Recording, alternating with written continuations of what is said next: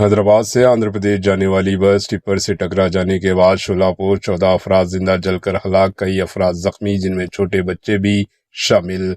پڑوسی ریاست آندھرا پردیش کے مارکاپورم ضلع میں ایک ہولناک سڑک حادثہ پیش آیا جس میں رویورم کے قریب علاقے میں ایک ٹپر اور پرائیویٹ ٹریول بس میں ٹکر ہوا۔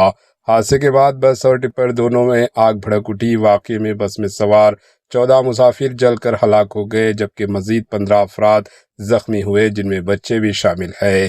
بس اور ٹپر مکمل طور پر جل کر راکھ ہو گئی۔ اطلاع کے مطابق بس ہری کرشنا ٹریولز کی تھی۔ یہ حادثہ جمعرات کی صبح 6 بجے سے 6:30 بجے کے درمیان پیش آیا۔ پولیس اور فائر بریگیڈ کی ٹیمیں فوری طور پر حادثے کے مقام پر پہنچی اور امدادی کارروائیاں شروع کی۔ زخمیوں کو مارکاپورم کے ایک پرائیویٹ ہسپتال منتقل کر کے علاج فراہم کیا جا رہا ہے۔ امکان ظاہر کیا جا رہا ہے کہ ہلاک شدگان کی تعداد میں اضافہ ہو سکتا ہے۔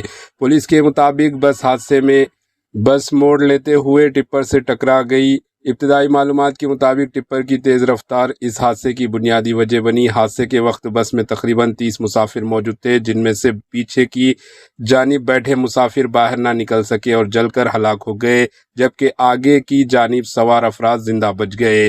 ہلاک شدگان میں رہائشی شامل ہیں۔ مارکاپورم کے جے.سی. سرینیواسلو اور رکن اسمبلی کندنول نارائن ریڈی کے حادثے کی جگہ کا دورہ کر کے صورتحال کا جائزہ لیا۔ Bureau report, H N news.